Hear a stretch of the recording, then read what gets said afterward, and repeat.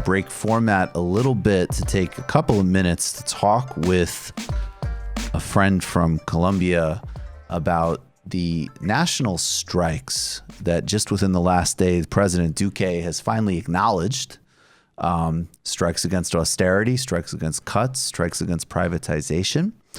Part of this broader wave we've been talking about across Latin America and the world. And joining us to do that is an organizer and leader in this movement, Luisa Ospina. She is a member of the opposition POLO party, which is a leftist opposition. She's also a trade unionist and executive of the Colombian Education Federation of Unions, I believe. Luisa, thank you so much for taking a couple of minutes to join us. Hi, Michael. I'm glad to be with you. Can you tell us why you and your comrades are striking, please? Okay.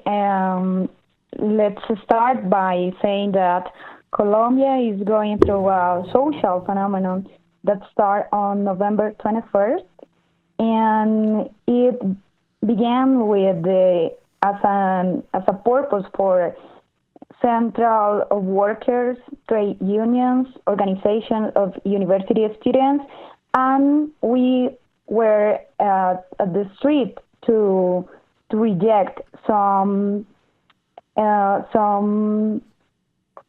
that we have called big package of neoliberal policies that the current government wants to impose in our country. They are related to labor, social security, healthcare, pension, and peace process. You know, it is a very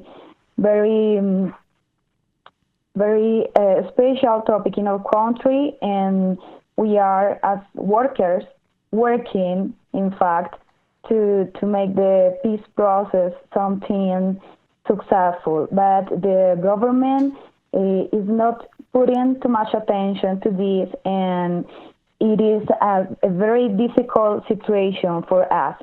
So we join this topic, this, and the others demanding for workers, especially young workers, to say to the government, we reject the policies they want to impose.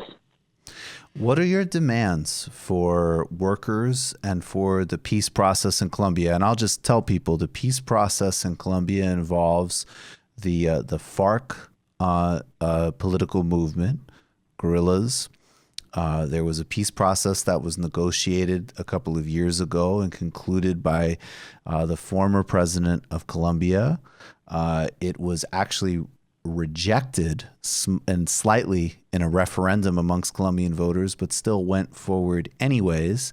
And the current very right-wing government of President Duque, who I believe is connected with the former President Uribe, who's an extreme right-wing leader. Colombia is definitely one of the kind of big security contractors of the United States in the region, and very militarized in terms of its policy. So I just wanted to tell people a little bit about that so they could know about the conflict. But what are your demands for labor rights against the neoliberal and for the peace process?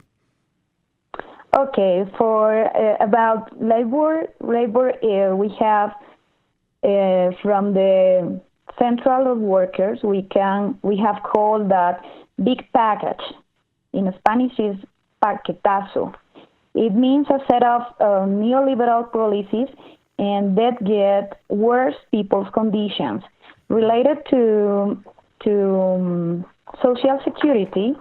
We demand to the government do not do the reform that wants to change the public pension administration system for a private system based on personal saves that people do while they are working. We know that pension needs the solidarity not only between generations, young and older people, but also a state solidarity to work. So we asked the current government to stop the reform that in which he wants to replace the public system for just a private system.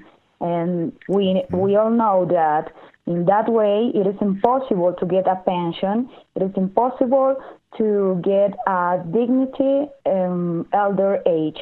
Yes. And that's related to labor. And also we are against some policies related to the payment for young people, young workers, and it's very incredible for us that a government that is always saying that is caring about young people now in the Congress is debating a reform to pay per hours. This is deep in informality jobs and to promote more difficult possibilities to access to just work and a just payment. They consider that young people, it is a young between 18 to 25 years, employees can pay just 15% of a minimum wage. In this case, we say, okay, young people need be well paid. In fact, the minimum wage is not the necessary amount that a worker would have to live. Another demand that we have is about this process, and we as workers just demand that the agreement, the peace agreement, be implemented in the country.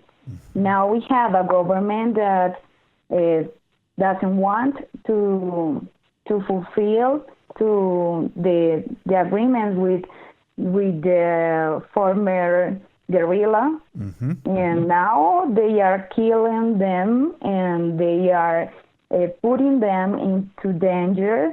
Yeah, well, that's something very, very worse for our country.